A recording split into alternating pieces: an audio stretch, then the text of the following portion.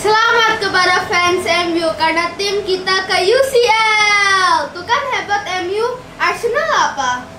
Arsenal kan sekarang lagi dalam tahap pembenahan, Bung Jas, dan juga teman-teman kan tahu bahwa Arsenal sekarang pelatihnya baru, Mikel Arteta. Dia masih membutuhkan waktu untuk memahami potensi dari pemain-pemain Arsenal yang ada di skuad saat ini, dan kemungkinan besar memang akan ada perombakan besar-besaran di Arsenal juga nanti di musim depan. Tapi untuk sementara ini, saya juga ingin ucapkan selamat, congratulations kepada para pendukung MU karena tim kesayangan atau favorit kalian akan kembali berkompetisi di UEFA Champions League musim depan, kompetisi elit antar klub Eropa. Klub-klub besar dari Eropa lainnya juga akan bertanding di sana, dan sangat penting bagi MU untuk bisa kembali bermain di UCL setelah absen musim ini. Kita sudah jelaskan segala bentuk konsekuensinya jika MU tidak bisa bertanding di UCL musim depan di video sebelumnya.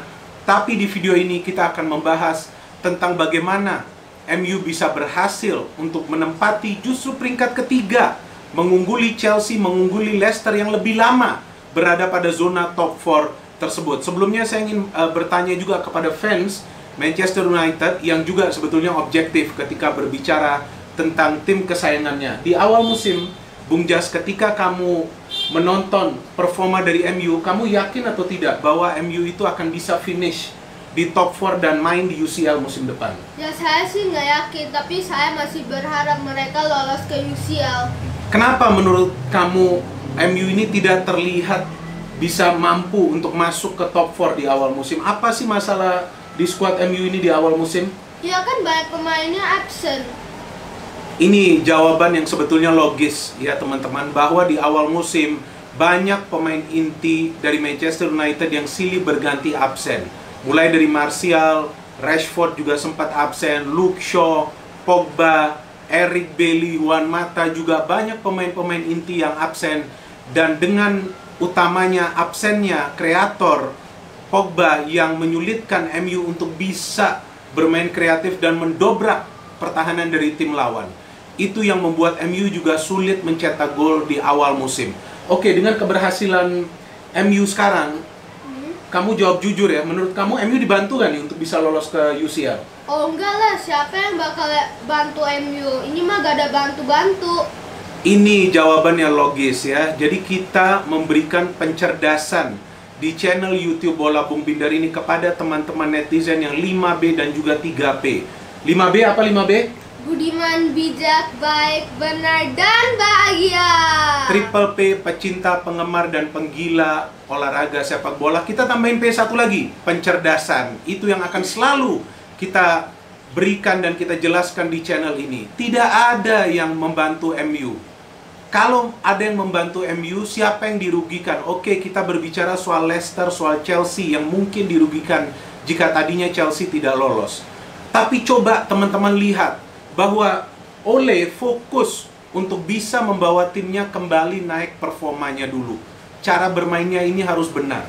Seperti yang saya katakan tadi bahwa ia tidak memiliki kreator serangan.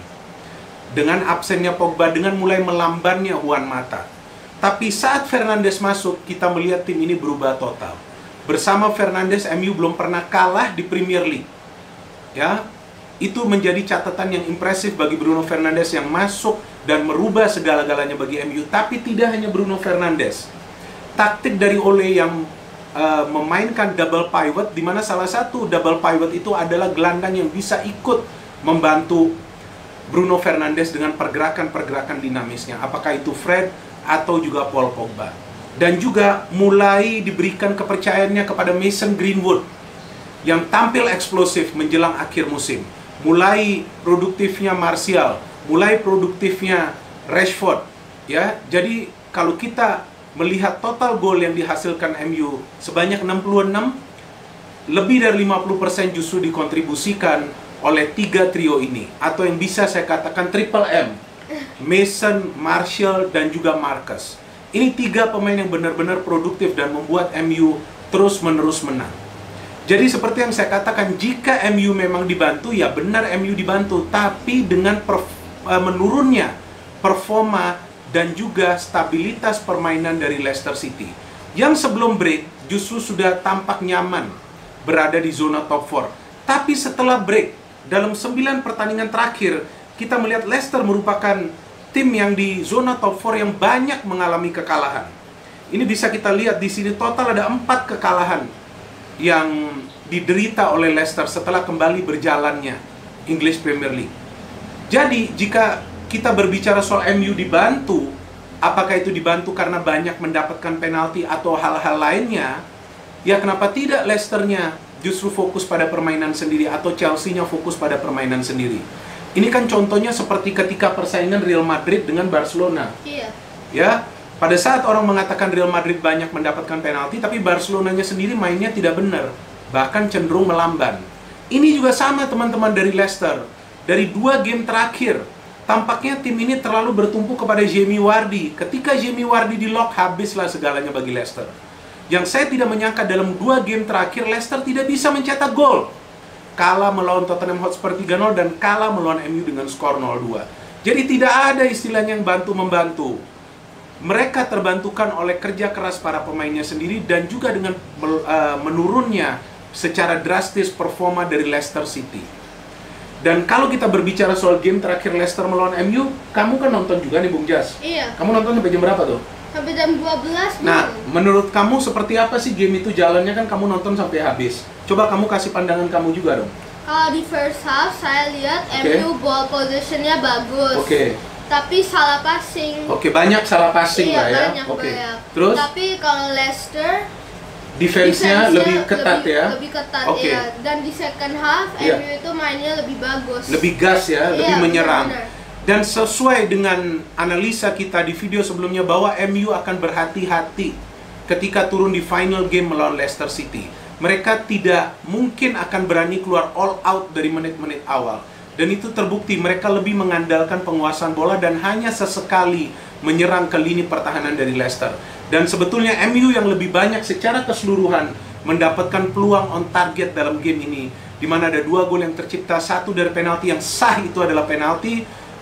Ada tackling dari Johnny Evans, tapi ada juga sedikit hadangan dari Wes Morgan ya. Pokoknya jika ada kontak ya itu adalah penalti di dalam kotak penalti. Seperti halnya pernah kontroversi penalti yang diterima oleh Barcelona pada saat melawan Atletico Madrid, saat Carrasco sedikit disenggol di kotak penalti dan Atletico Madrid diberikan penalti dan bisa mengkonversikan penalti tersebut menjadi gol. Jadi tidak ada istilahnya konspirasi, apalagi konspirator. Kita jangan bicara hal-hal seperti itu. Itu akan merusak pola pikir kita. Nah, kembali berbicara soal pertandingan Leicester melawan MU, dan sesuai juga analisa yang kita berikan bahwa MU tidak boleh kemasukan gol terlebih dahulu dari Leicester, dan itu terbukti teman-teman. Ketika MU tidak kemasukan gol, apalagi di babak pertama, kepercayaan diri mereka lebih meningkat. Mereka lebih berani kan melakukan pergerakan-pergerakan menyerang ke lini pertahanan dari Leicester City. Jadi kalau kita melihat perjalanan MU musim ini seperti sebuah dongeng. Ya, seperti sebuah mimpi yang akhirnya menjadi kenyataan. Bung Jas sendiri mengatakan tadi bahwa ia tidak yakin MU bisa masuk ke zona top 4. Bahkan di pekan ke-14 atau 15, saya tidak ingat persisnya, MU pernah berada di peringkat nomor 14. Gila gak itu? Iya. Ya, Leicester yang lebih lama berada di zona top 4, tapi akhirnya karena memang tidak stabil penampilannya dan mengharapkan lebih banyak kepada mesin gol mereka untuk mencetak gol yang memang meraih top scorer dari Liga Inggris, akhirnya gagal untuk lolos ke Liga Champions. Nah, ini yang menjadi persoalan kita lihat dari Liga Inggris, bahwa ketika tim tidak siap secara mental dan fisik, itu akan menyulitkan mereka sendiri dalam mempertahankan konsistensi permainan. Dan banyak rekor dari MU seperti Mason Greenwood menjadi pemain muda yang hanya berusia 18 tahun bisa mencetak double digit gol bagi MU. MU merupakan tim pertama di Premier League yang bisa menang secara berturut-turut dengan selisih 3 gol yang pernah mereka raih beberapa waktu yang lalu. Jadi ini adalah sebuah kemenangan secara spesifik bagi Ole Gunnar Solskjaer yang juga diragukan, bahkan dispekulasikan akan diganti di pertengahan musim. Tapi itu dia, keberaniannya untuk memainkan double pivot, di mana tidak dua-dua pemain di gelandang bertahan itu murni bertahan, tapi juga ikut bergerak ke depan. Ada Bruno Fernandes, ada juga keputusan krusial dari Ole Gunnar Solskjaer lebih sering memberikan kesempatan kepada Mason Greenwood yang akhirnya ia bisa mencetak 10 gol di Premier League dan juga tetap mempertahankan De Gea meskipun beberapa kali ia melakukan kesalahan. Siapa player of the season kamu bagi MU musim ini? Kalau saya sih kira Bruno Fernandes. Ya, of course, Fernandes is the game changer. Fernandes yang merubah segalanya bagi MU. Kamu lihat musim depannya MU bisa gak sih menjadi juara Premier League? Oh, mungkin bisa ya, karena kan mereka bisa beli banyak pemain. Nah, itu dia ya. Jadi ada optimisme juga, tapi ada sedikit ragu-ragu juga dari Bung Jas karena MU perlu membeli pemain-pemain baru, pemain-pemain yang sudah jadi tentunya. Karena mereka juga akan tentunya fokus di Liga Champions. Dan satu catatan yang menarik, bahwa dari top 4 yang berada di atas, MU merupakan tim yang juga sedikit kemasukan gol selain Liverpool, selain City. Meskipun MU tidak banyak mencetak gol seperti mereka, tapi MU memilih untuk meraih poin daripada sekedar bermain indah mencetak banyak gol. Jadi itu dia analisa kita. Kita akan selalu memberikan pencerdasan kepada teman-teman netizen. Dan apa yang biasa saya katakan tentang positivitas? Yang biasa kamu sampaikan pesan-pesan sekali lagi dong. Speak positive dan think positive. Okay. And as always, glory glory MU. No hate. Only football. Salam sepak bola.